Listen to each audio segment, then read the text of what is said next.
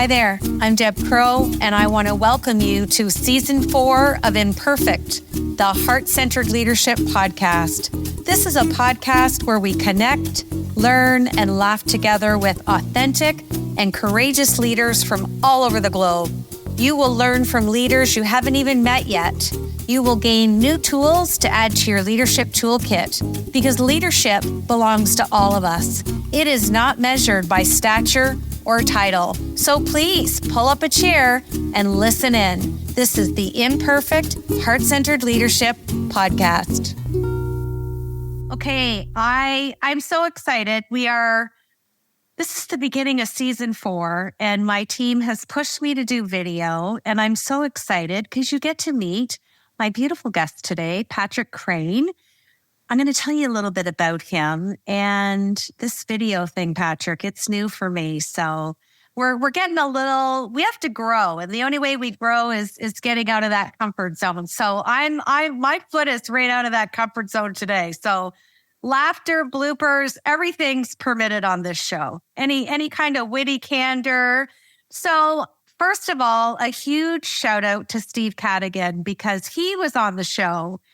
And when we stopped recording, he said, you need to meet my friend Patrick. He's got to be on your show. So I don't want to say your biography, because I believe it's our own right as people to tell our story. You are the Chief Experience Officer of OpenSolar. I haven't had a CXO on the show, so I know our listenership, which is in 65 countries, and we're very proud of that. Tell them a little bit about what you do as a CXO and a little bit about OpenSolar, and then we'll get into our interview. How does that sound? That sounds fine, Deb. CXO, well, really simply, it is a job that's responsible for the experience your customers have. And it's holistic. It's end-to-end, from the moment they hear about you to the experience they have of signing up and procuring your product or using it, all the way through to this kind of support they get. And the kind of feeling they walk away with. So it's a pretty end-to-end job, involves lots of different pieces. And OpenSolar generally is a software platform that is provided free of charge to solar installers all over the world. And it's designed to help them design and sell the solar much, much faster. Because as we all know, there are climate targets we have to hit, and solar adoption needs to speed up. So put simply, that's what OpenSolar does. And it's got to be rewarding to work for such a company, given what we're seeing in the world and how we're trying to fight climate change. And I just think that's fascinating. And I'm sure it's going to come up in our leadership questions. So my first leadership question is, as a C-suite leader, you have worked, I did my due diligence on you. You have worked in 5 markets on 3 continents for 25 years of experience. Share with us the richness that you feel that you bring in transferable skills to your current role as a C-suite leader at OpenSolar. Yeah, that's a big one. I think that curiosity has to be kind of something that I've always aspired to have, and I think I have. I like to understand complex situations. I like to love to understand why people do what they do, why they think the way they think, the decisions that they make, and try to get to the bottom of that. And then try to design products and experiences and things around them that will have an impact in their lives. And I learned that super early on back at Vodafone in the UK. And I've tried to sort of carry that forward through my career. So that's a big one. The other thing too is, I think there's a misconception that leaders gain all this wisdom, and the wisdom and experience is attached to your title. So I love that you lean into curiosity, because it leads nicely into my next question. Do you believe that as a leader, regardless of the level, that it's important to bring in that awe and wonder aligned with curiosity to keep learning? And if you don't, a complacency can easily set in. So can you talk a little bit to that over the span of the career you've had for 25 years? Yeah, sure. But I think you hit a really good point a moment there, because it doesn't matter what kind of leader you are. You can be a leader in an individual contributor role and 2 years into your career, or you can be kind of towards the end of your career like I am. So I just wanted to pick up on that and say, well done for pointing that out. Yeah, I think that complacency is a problem. And when we got so much information coming at us, we tend to sort of say, well, this is my reality. This is what I understand. And I'm going to stick within this because it's comfy and it's real and it's certain. And I'm going to base all my decisions on the reality that I've constructed for myself. But that's a trap. And you just have to be ready to be proven wrong and open to be proven wrong.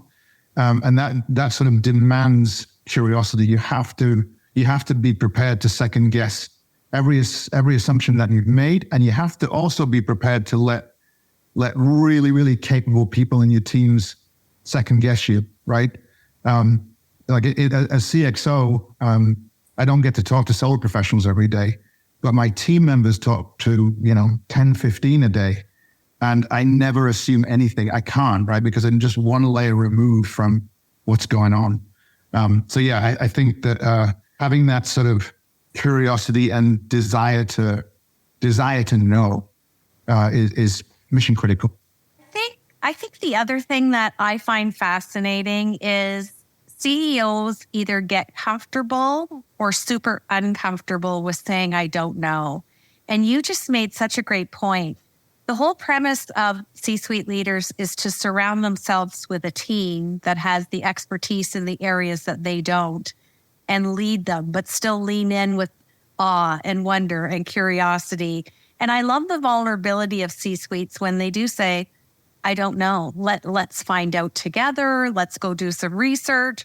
I think it's just a reinstatement or a renewal of culture on an ongoing basis when a C-suite can do that. Do you find that something that you do on a regular basis, given the example you just gave about your 15 team members and you are one layer removed? Is that something that comes easy to you? Yeah, I think so. Leaders still have to sort of put a position forward and say, hey, I think we should go over here. What do you think? So I don't think I've never been one to sort of sit around a table and just have kind of a community discussion. I think leadership does involve saying, I've taken all this input. I think this is the direction. But I think a really good trick for leaders is to then say, am I right about this? Or is this wrong? And come on, everybody, let's have at it. Let's tear it down if we need to. Open to a better idea, but make people feel as though their expertise counts, that their years of experience count for something, and that they feel free and able to tear stuff down and say, actually, I disagree and I think this part's wrong or it's all wrong. So yeah, it's hard sometimes because you pride yourself in trying to do a good job. You pride yourself in having become an executive. And so there's always a little bit of ego in there saying, well, I know things, but the truth is you never know everything. So you have to just create an environment where they can pull stuff apart, and you have to be okay with that. Well, and you've just really done a beautiful job of setting the stage of having a meeting that has a premise or foundation of psychological safety.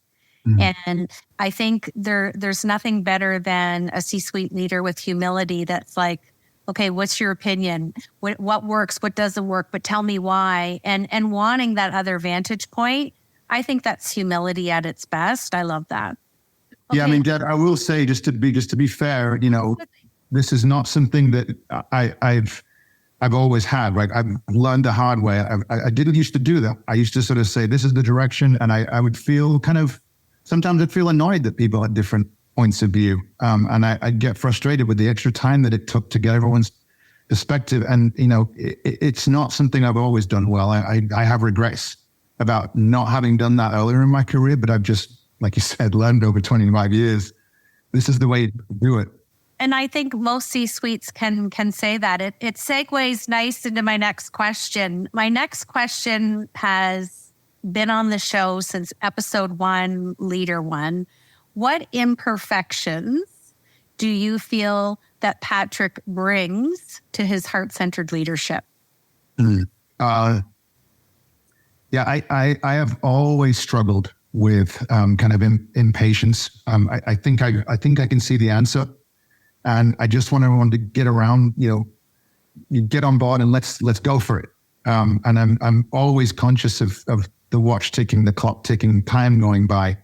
And so I've struggled with that my whole career. And so I remember, Steve Cadigan and I met during the early LinkedIn years before we got, really, really big. And he brought a ton of that sort of insight to me around being able to build a team that felt empowered, to have those ideas. And it's such a psychologically safe place. And I think it's a well-learned, seasoned, experienced C-suite that gets there. And I often joke, I had a CEO say to me this week, sometimes it's okay to eat humble pie. I'm not my title. I'm not my stature. At the end of the day, I'm, a husband, a family man. I'm a dad. I'm a grandpa. Like, I wear lots of different hats. And if I keep striving on the perfection highway, I'm going to finally realize that it's always been an intangible reality. And I thought that was super powerful. So I love your honesty and humility to say it's been a learned kind of lesson for you. And I think anybody in leadership, if we're talking about climbing the proverbial ladder, I think everybody has a story like that. I think that's what makes us all relatable as human beings. Yeah, I agree. I think that the trick is to remember where you've messed up and then say, well, how can I do this differently? Yeah. To your point about vulnerability and family, OpenSolar is, what are we now? 75 people, growing really, really fast, distributed all around the world. A lot of young people in the team, which makes me feel super old, per our discussion before we got going today. But some of them are starting to have families. And part of the vulnerability I try to show is that, my kids are teenagers, but I'm still completely committed to them. And I'll take meetings from the car and I'll say, hey, I'm sorry I had to run my daughter to horse riding or whatever it is. And I think if you sort of present the sort of balance that you're always trying to strike, then they're going to feel that it's okay to also be vulnerable and share that they're trying to juggle multiple balls, raise a family, that kind of thing. And so if you can practice family first, then they're going to feel like they can do it too. And they can have some balance in their career when they're working in your teams, Well, it's like anything else at your level of leadership or any level of leadership. If you model that that's okay, and you also add in self-care, and we're not meant to work, a gazillion hours a week and run ourselves into stress and fatigue and burnout. Right. I think that's a great leader that they can say, I'm going to go do this, or not taking your holidays and letting them add up, or not taking a sick day, or we all have trauma and loss in our life. And if we have a leader who models that and understands it, there's not an apprehension to say, I need to go and do this. Yeah, I fully agree. And, to bring this down to kind of practical things that maybe the listeners might find useful. One thing I've just gotten so much joy out of at OpenSolar is, there was a time a few weeks ago, teams were feeling it. They were feeling the pressure, big numbers, had to hit them. And so I created this little Slack channel. Slack's a huge thing for us at OpenSolar. And I created a Slack channel called OpenSolar Wellbeing. And I encourage people to just put things in there, say, hey, I'm taking a 10-minute walk. I'm having a glass of water. I'm doing this, that, and the other. And the leadership all participates in that. And so people say, I took 15 minutes to walk my dog. Look at the view. And there's actually right now, there's a hydration challenge going on where people are trying to outdrink each other with water just through the day. So sometimes it's just little things where you are visibly kind of investing and participating, and like you said, kind of setting a bit of an example. But with the other thing that we implemented just on well-being was Open Day. We did this at LinkedIn as well. Steve and I and a guy called Steve Sordello worked on this concept to have one Friday every month free for you to do whatever's been on your mind, however you want to take care of yourself and do something on top of all your holidays. So it's 12 extra days on top of the holiday allocation. But at OpenSolar, we call it Open Day, and it's open to you to do whatever you want with. And so again, actively posting hey, I used my open day to do this. I didn't actually sit at my desk and catch up on work. I was out there too. I got out in the open. I did this. I took a bike ride. I went out and did this. So all these are sort of practical examples of kind of trying to walk the talk and sort of informally providing permission to all the teams to say, this is good, this is okay. And they're doing it, so I'm going to do it. And I'm going to be proud of it. And you know what I love about that is it's like the hydration day. Yeah. It's like a informal team building exercise. And who doesn't love a little bit of competition? And everybody's getting their hydration in. So it's a whole nuance of corporate wellness. Because when I was case managing, corporate wellness always had the negative connotation of mitigating the claims and how do we get the people back to work? And now we're front loading it in how do we look after our people? Not even just from a retention standpoint, but like you talked about at the beginning, your leadership is holistic. You are leading that whole person on your team. So when they need to lean in and have an open day and it's not open day, that's going to be okay. And they're going to be vulnerable, but have no fear to come to you to say, Patrick, I need to have this day and this is why. Because you've allowed that psychologically safe environment and culture. And I think that's powerful. Yeah. I think that we've had a handful of terrifically talented people at OpenSolar in the past year say, hey, I'm struggling. I'm struggling with mental health. I'm having this or that issue. And I think you're right, that when they do that, that's actually an encouraging sign that, together with the other execs, we've kind of created that environment where they can literally just come to you and say, hey, I'm struggling. And they are not trying to say, hey, I want less work, I want less responsibility. They're literally just being vulnerable and saying, I'm struggling, I don't have an answer. Can I get some help? Absolutely. Yeah. So I think it's working well. But the fun thing I'll say is that I think the productivity of this team, despite I think it's 4 weeks of holiday a year, plus 12 extra days open day, plus all the sick days and all the other things. I haven't seen any productivity loss, and we've had zero regrettable losses at the company over the 2 years that we've been building this up. So it works. I'm a firm believer in it. You've created a healthy, vital culture, and it's thriving. You're not losing any progression. And there's nothing better than when a leader can say, somebody came to me today and said, I'm struggling. The trust and rapport for a person to come to someone at that level and share that conversation, to me, is priceless. And for them to lean in and what do you need? How can I help? It's really starting to really change across the globe. And like I said, corporate wellness has taken on a whole new face.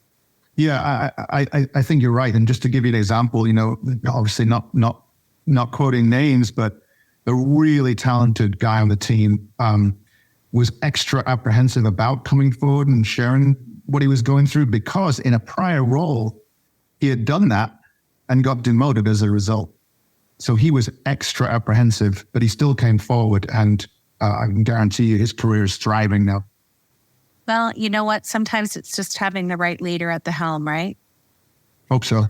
So my last leadership question is kind of fun.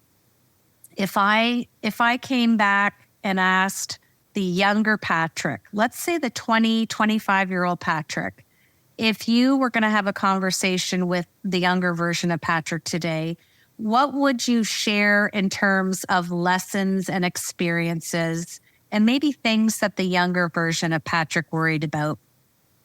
Yeah, the one thing leaps to mind, and that is be in the moment and stop overthinking things. I was constantly obsessed with what was next, what was future, what was coming, and not just in my professional life, but my personal life as well. Really, really bad at living in the moment and appreciating things for where they were. A great manager I had back in my Yahoo days, actually, back in the Yahoo heyday, a guy by the name of David Remus took me aside one day and he said, he goes, I want you to just get up in the morning, have a delicious cup of coffee and just think, this is a good day. Like, what a delicious cup of coffee that was. And I laughed at him at the time and teased him about it. But now I see the wisdom in it. Well, it's just a simple idea, right? But you just need to be in the moment and appreciate things for the way they are. And I honestly think my career would have gone better if I'd done that, because I would have been more attentive to opportunities in the here and now, not what was over the next hill, So I think that would be the main thing. With that, I would say just a greater appreciation of the people around me. The older me would have said to the younger me, take more time to acknowledge your teammates, not people on your team, but just the people around you who are doing a kick-ass job. People need that. And and the sort of high-paced tech environment that I've spent my career in, most people don't do that. They don't just say, hey, I'm recognizing you today because you did this fantastic job. LinkedIn had this feature. We launched this feature like way back in the early days where you could just do the @ in someone's name and just tag someone and say, hey, I'm appreciating this person today. So LinkedIn obviously lets you do it publicly, but whether you do it publicly or whether you just do it on Slack one-to-one or an email or just in a small group setting, is to just appreciate people more and recognize the incredible job they're doing. So those are probably the two things the old me would have told younger me. Well, and I just going back to that Slack example, so many of the companies that I'm working with around the globe have done a similar thing. And it's a millisecond of time, but it has huge return on investment. And it's the connectivity, it's the pride of water or whatever it may be. Like you said, you have lots of different things going on. But at the end of the day, it comes down to one thing, and we all want to be seen and heard and validated. And it doesn't matter how it's done. The modality is not the important part here. When somebody recognizes something that you did and it just comes natural, that's priceless. Couldn't agree more. Okay, we're going to switch to my Fab Four, just 4 fun questions. I can't wait to hear your answers here. Okay, if you think about leadership language, because it's another thing I love to talk about, what's a repeat word for you that shows up in a meeting? Is there a phrase or a certain word that you use when you're kind of motivating, or, take the example you just got through your team and hitting their big numbers, and what's a phrase or a leadership language that's kind of been anchored in your style?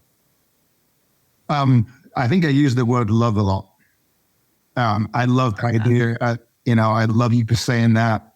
I love where we're going. I use that word a lot, but I got a lot of love to give. So that's a word I use. And I'm not afraid of using it. And I think that,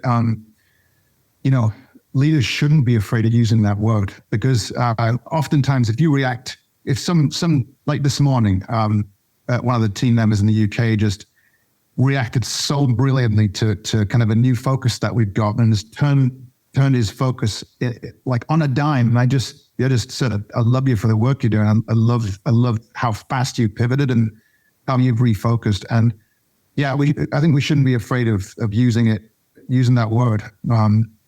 Yeah, that's probably the main one. Well, I'm doing the happy dance here, because I believe that has a place in leadership language. I think it has a place in business acumen, which you just said that you're using it and have used it. And who wouldn't want to hear that? That's amazing. Great word. Is there a quote that you have read somewhere, any juncture of your life, that's a hard word to say, that really has kind of sat with you and you've carried it with you in your heart? Yeah. Maybe it's shown up in your leadership. What's the quote and who said it? I've had one outstanding mentor in my life. Really early on in my career, a guy by the name of Brian Clark. He was the CEO of Vodafone Australia, New Zealand, where I used to live and work. Brian was as much a father figure as a mentor. I just loved him to bits. He said, he told me once, if you're encountering a problem in your personal life or your professional life, the first place to look is yourself. What are you doing to contribute to this problem? And again, it's like other things, it's one thing to remember it. It's another thing to practice it. And, but it's such a great piece of wisdom. And I go back again to, and again and again and again to it. And when I see a problem, I try to say, all right, this may sting, but what am I doing to contribute to this problem? It's just great advice. Well, and I find that leaders, again, at any level, when they are tapped into that height of self-awareness, it allows them to be holistic, which is what you've spoken of during this whole interview. And we always have a level of contribution. Sometimes we just don't want to turn the mirror to see how much. So that's a powerful one. Yeah. Okay, third question. Who's a leader? I want whoever's on top of mine, they could be living or they might have passed away. Who is a leader that inspires you? Maybe you've aspired to be the leader that they are. Who is that leader, and why are you inspired by them? I'm not beautiful enough or powerful enough to aspire to be him, but Muhammad Ali has inspired me since I was a little kid. Absolute self-sacrifice, utter fearlessness, incredible communicator, could make someone feel as high as a skyscraper just by focusing 30 seconds of his attention on them. But ultimately, I think the role he played was huge in helping move things forward. So yeah, I just always adored him. Was very sad when it passed. I'm going to give you a goosebump moment. Are you ready? Ready. I had to go to Australia when I was 27 because I was working for the Australian Department of Defense. And on my way home, I think I was connecting, I forget what airport it was. And you know how you're walking through the airport and sometimes the two lanes can merge? Yeah. And guess who was walking beside me? No way. Was it him? It was him. And he had like a caregiver and he was really shaky. And I was just like, oh my God, do I say something? Do I not say something? I'm the 27-year-old Deb, right? And I was like, this is a once in a lifetime moment. And he just stopped. He smiled. And I said, I'd love to have your autograph. And he was really, really shaky. And he had like a briefcase and he put it down. And I had a business card. Like I was ready to get on a flight. So it's all I had. And his little shaky hand. And then he kind of gave me a half hug and told me to have a good day. And my husband was like, you're kidding me. Yeah. And it's funny because this is the second time, like we've done over 250 episodes of the show. This is the second time that somebody has brought him up that he was so meaningful. And it always anchors me back to the memory of when I met him. He's a legend. Yeah. And one of the many things he did so well was that when there was a difficult conversation, and he never shied away from difficult conversations, he used humor in such a heartwarming and kind of touching and alluring way. Just that smile and that ability to take a tough situation, a tough conversation, but still weave in some humor to kind of relax and disarm people a little bit. And he was a master of that. I can only do a weak impression of that kind of leadership, but yeah, he was something else. Yeah, that's he was incredible, and it's funny how he keeps coming back on the show. It's amazing. Okay, my last question. I used to, on previous seasons, ask people to finish this sentence, and I decided in season 4, I want to turn it back on the leader that I'm interviewing, kind of like that self-awareness piece we were just talking about. So my last question is, how do you feel you're a heart-centered leader? And does it show up every day in your leadership as a CXO? I think that I would like to think it shows up every day. I love body language. I love the fact we have Zoom now and Google Meet and all the other video tools, because now you can get a much better sense of someone, how they're really feeling, what else might be going on in their lives. So I try really hard to understand, how they are, how they're doing, what they're saying, and why they might be saying it. It goes back to that thing right at the beginning of our talk, right? Curiosity. Why did they say that? Why did they say it that way? what else might be going on? What might have driven them to say it in that particular way? And so, sometimes I'll kind of say, hey, can you hang back for a couple of minutes? I just want to ask you something. And it'll be to sort of say, what's going on? Why'd you answer it that way? So I really hope that I come across as that. Fatigue might sometimes get in the way, and I might be kind of just exhausted. But when I started this job at OpenSolar, Birchie, who's the co-founder and an old friend, said, was trying to persuade me to come on board. And I said, I don't want a team. I'm happy to join. I don't want a team. I'm done with that. And surprise, surprise, now I have the largest team in the company. It's about 35 people. But Birchie knows that he's a wise man, and he knows that I do love it. I love assembling a team of talented, passionate, capable, brave people. And I get so much energy from that. I sometimes liken it. I sometimes call them, I liken myself to a little guy sitting on his stagecoach going across the Wild West. And I got these beautiful horses, and all I got to do is try to keep them on the track because they have so much energy and drive. And I tell them that too. I'm not sure they may or may not appreciate that, but I get so much out of it, and they can see how much joy I get out of being part of the team and leading it. And hopefully that comes across. Well, absolutely. And I can see why Steve wanted us to connect and why he thought you should be on the show. I think it's pretty evident. So thank you for being imperfect, and thank you for being heart-centered. And my favorite part of this conversation is that you use love in your leadership language every single day. And that to me just further shows that heart-centered leadership has always had a place in business acumen. It's just not every leader is willing to adapt that into their style, and you've made it evident. And I think that's why you've been so successful. So thanks for hanging out with me and opening season 4. It's been a delight. Yeah, Devin, and thank you. And thank you for the work you're doing. It's really important to shine a light on this stuff. And the thing is, once you get inspired by it, you can't help but try to practice it. So great job for the work you're doing.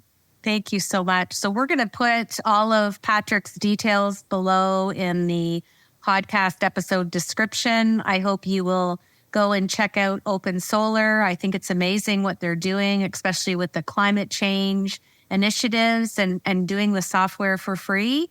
And just a reminder, because you get to see it behind me now, I'm done all my revisional edits on my book, and it's physically coming out in September. And I look forward to doing many fireside chats. So thanks for joining me for the opening of season 4 on Imperfect, the Heart-Centered Leadership podcast. Thanks so much for joining me today on Imperfect, the Heart-Centered Leadership podcast. I hope you've enjoyed the show today and have learned some new tools for your leadership toolkit from our amazing heart-centered guest. If you like the show, feel free to give us a rating and a review, and we always welcome your feedback anytime. Looking to master the art of heart? Head over to our website at debcrow.com and watch out for Deb's new book, The Heart-Centered Leadership Playbook, coming in September.